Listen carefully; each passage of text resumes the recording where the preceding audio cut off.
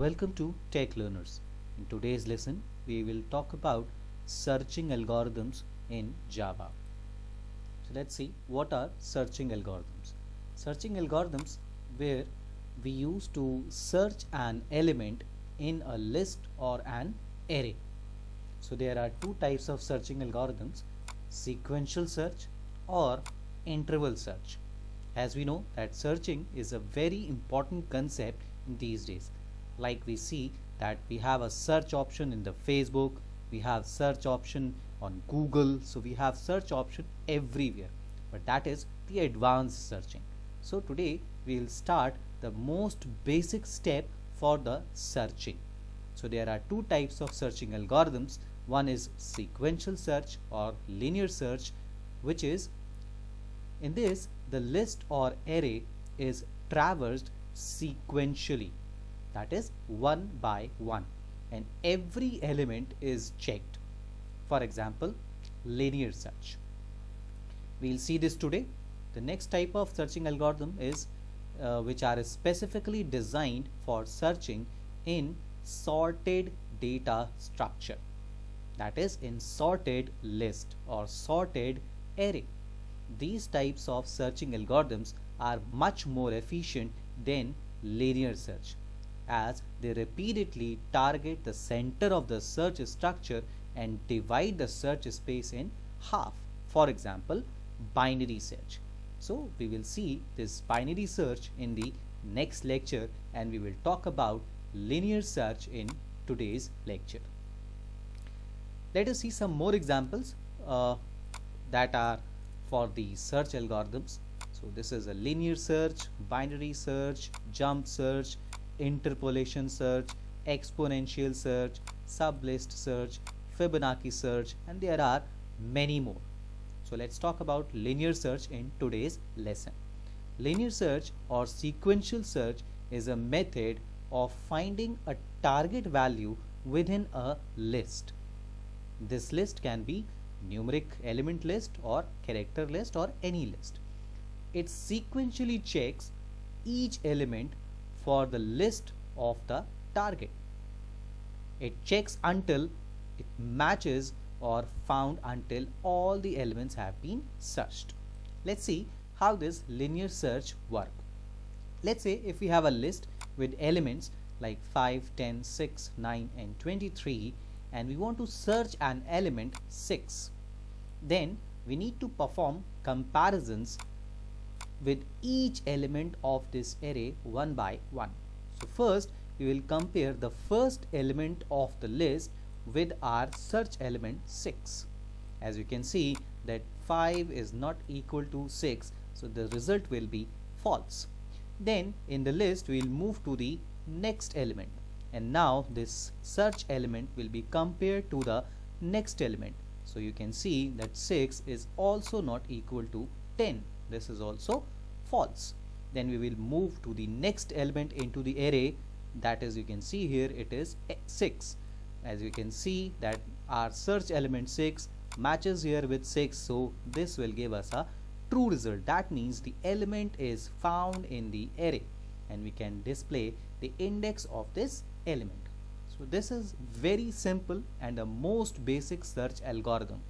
This is known as linear search or sequential search, because we move one by one and compare each element in the array with our search element.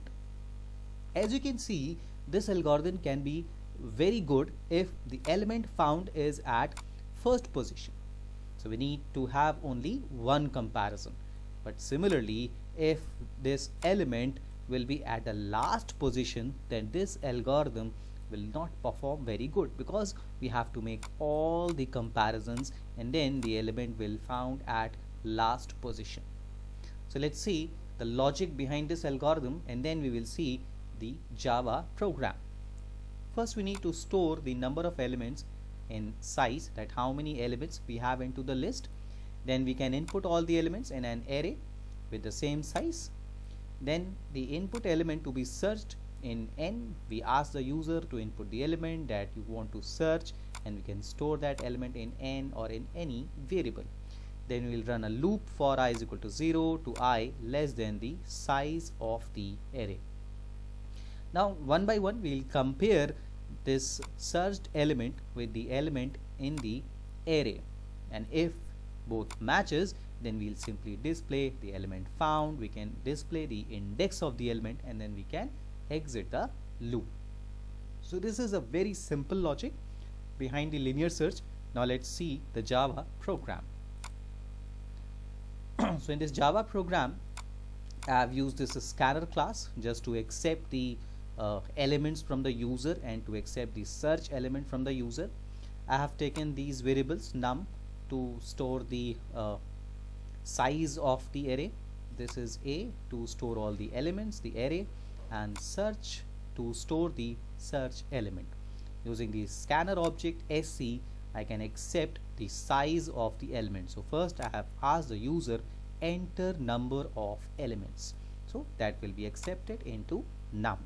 Using this num, we will create the array of that similar size. So that means if user enter that I want to input 5 elements, then this num will hold 5, and this array will be of 5 size. Then we need to ask the user to enter all elements into the array. So we will accept the elements and we will store the elements into the array with the help of the SC object and with the help of the next int method. If you are not aware how we are working with the array, you can watch my video specifically based for the arrays. So now once we have all the elements stored into this array, we need to ask the user to enter the element that user wishes to find into the array. Again, with the help of the SC object and with the help of the next int method, we will store that element in search variable. Now the exact algorithm operation occurs from this place. So this is the actual linear search, so where we need to run the loop from I is equal to 0 till I is equal to less than num. Inside the loop, we will be comparing each element of the array with the element to be searched. So we can see that once the I will be 0, so A of I will be compared to the element. So in this way, I plus plus, the next loop will come, and this will increment to 1, and in the second chance this element at index 1 will be compared to search. So in this way we will be comparing each element of the array after by indexing. So let's see if this is equal. That means if the element found, then we'll simply need to display that the element is present at location, right? So for the location, we will be incrementing this I with 1 so that we can get the exact location of that particular element.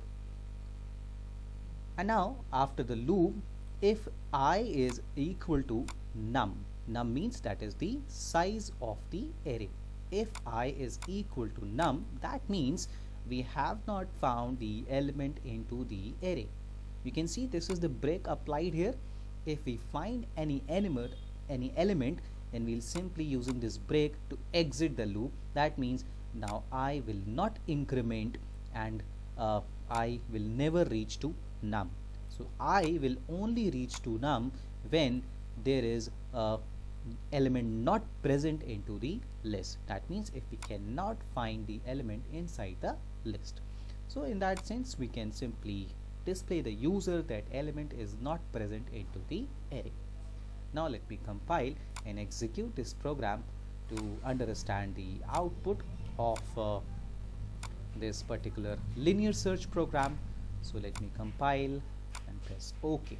So this is asking enter number of elements. Let's say if I want to input 5 elements, so I've entered 5, then it is asking enter those 5 elements. So let me input 1, then it's 5, then 12, let's say 15, then let's say 3, and now it is asking enter the element to find. Let's say I want to find 12. So you can see 12 is present at location 3. We can see this is location 1, this is location 2, and this is location number 3. So the algorithm searches the element and displayed is position that 12 is present at location 3. Let me recompile and run it again, and again I'll input 5 elements, 1, let's say 23, 12, 56 and 4. I want to find element 10. So you can see 10 is not present into the array. As you can see that this array does not have element 10, so it will be displaying that 10 is not present in this array. So I hope you have understood the concept of the linear search. It is the most basic search algorithm that can be used to search the elements into any type of array. In the next lecture, in the coming lessons, we will be talking about the binary search and different ways in way we can use binary search, or different methods of applying binary search. I hope you have understood the program. If you think that the program is worthy and the lesson is worthy, please like the video, subscribe the channel and hit the bell icon so that you can get the notifications of upcoming videos. Thank you so much.